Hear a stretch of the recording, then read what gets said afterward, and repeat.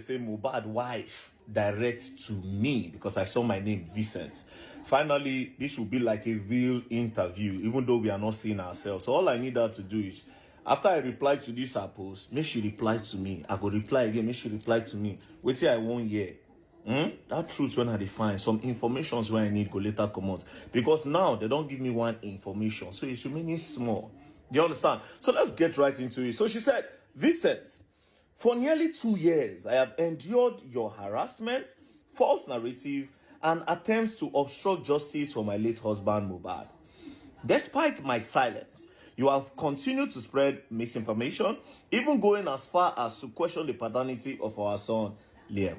Let me make this clear. My silence was never weakness. It was a choice to mourn my husband with dignity and allow legal proceedings to take their course. Your relentless attack only exposed your bias against him and everything he stood for. But I firmly believe in karma. Let me reiterate that I will not be coerced into giving full details of any disagreement my husband and I had. Couples argue, and it's normal. I'd like to remind you that I recorded my husband during an episode he had after suffering trauma.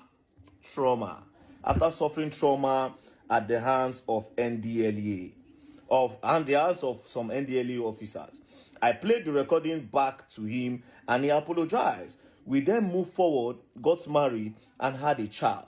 Your attempts to bully me and my son are futile. Vincent, you are the last person I will ever seek help from. Okay, that's nice. All right, so trauma. Said they have a fight. Trauma. All right, cool. So now let's go back. Now, Wunmi, it's now time to play everything that happened. If you remember, when you have recently came out to explain what happened to Mohbad. You recently came out to explain, how he went for the show, he fought, he got a cut in his hand, he went back home, they called the nurse gave him an injection, you took him to the hospital. Basically, you have finally said it. Now, I have a question for you. This is everything you posted the day this boy buy. This now everything where come out that day. I have everything on my phone. I save them for the day like this, And I will ask you why. Now, you said, nothing makes him happy no more. Even after seeing his baby, he became more worried. He's now a family man. He doesn't want anything to happen to us.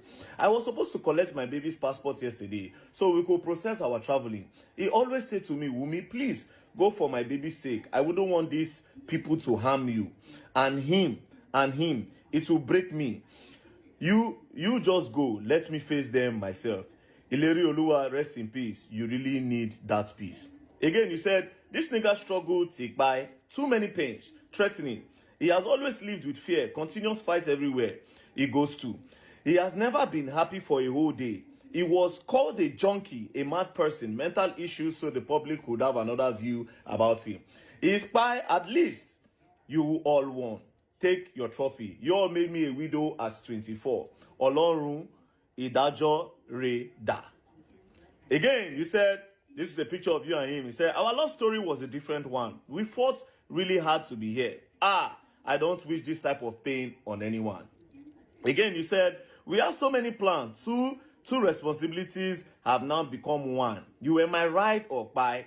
I tried my best to make you stay. Ileri Oluwa. I repeat, I don't wish this type of pain on anyone.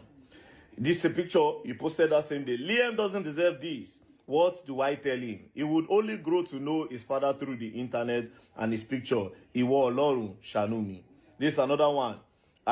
This nigga by few minutes after I posted his son's 5-month birthday. Araye Egbami o. This is another one. You made pregnancy look so easy for me. You don't play no jokes when it comes to me. This is what you used to pay me back after 10 years.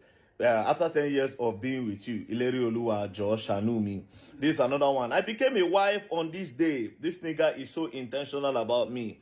No one is perfect, but always made sure I don't lack in every area. Most artists don't do weddings, but proved how much he got me by doing ours. Na me know wetin death do me. No matter who I met, it can never be the same. Now, the question is, everything you posted on that fateful day when Mohbad died, why didn't you highlight the real story that you are telling us now after 2 years?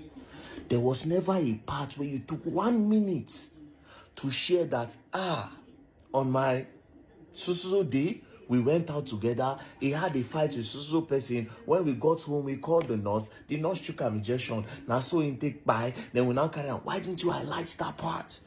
You're talking about a narrative. I want you to understand that if to say on that first day, you just told the public the story of what happened to Mohbad, the real story, there would have been no need to talk about DNA tests.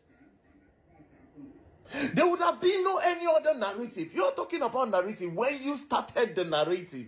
If to say you tell us this story where you don't tell now after 2 years, if to say you start with that narrative, with that real story rather, if you say you start with that story, do you think you'll be in a position where people will go say, it be like saying, Wunmi buy this guy? Now let me ask you a question. Since you claim to be too innocent, imagine say as the public did that time where everybody they vex for Naira Marley and Sam Larry and Zinoliski and others.